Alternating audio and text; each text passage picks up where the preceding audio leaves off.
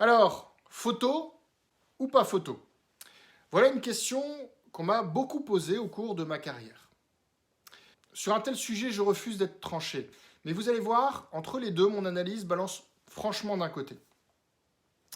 Parlons clairement. Si on se pose la question de la photo sur le CV, c'est pour la question primordiale et dramatique de la discrimination. D'ailleurs, inutile de nier ce que beaucoup d'études montrent de façon empirique. Y a-t-il des discriminations lors des embauches? Oui, ce phénomène existe. Il n'est pas généralisé, mais il existe. Il est extrêmement difficile à quantifier car il existe nombre de discriminations.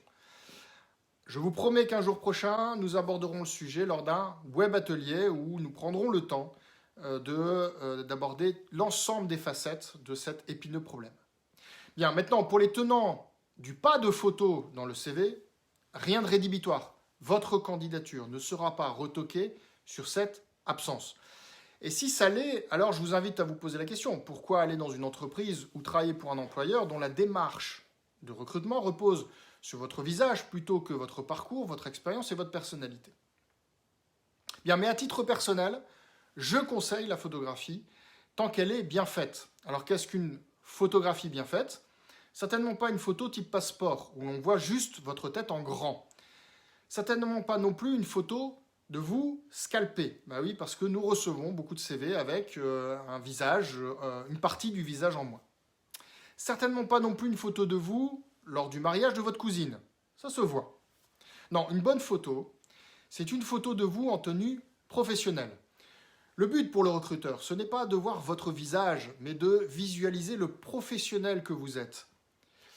Est-ce que par votre posture, on peut vous visualiser ou vous représenter dans le poste et dans l'entreprise?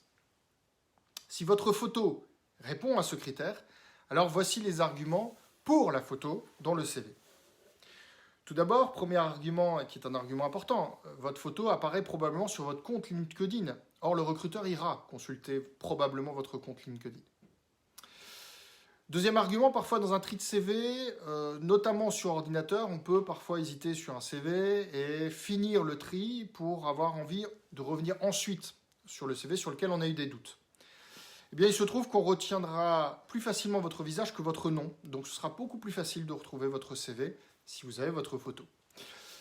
Ensuite, sur un CV, la photo égaye votre CV, ça personnalise votre CV.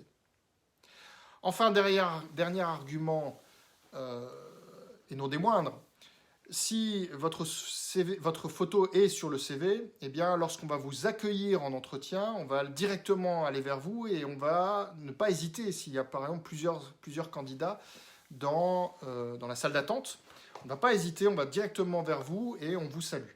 Eh bien, ça a un impact sur votre inconscient, vous vous sentez attendu et vous irez vers l'entretien plus détendu. Alors, photo ou pas photo? Quel que soit votre choix, n'oubliez pas, on ne subit pas sa carrière, on la prend en main. À très vite.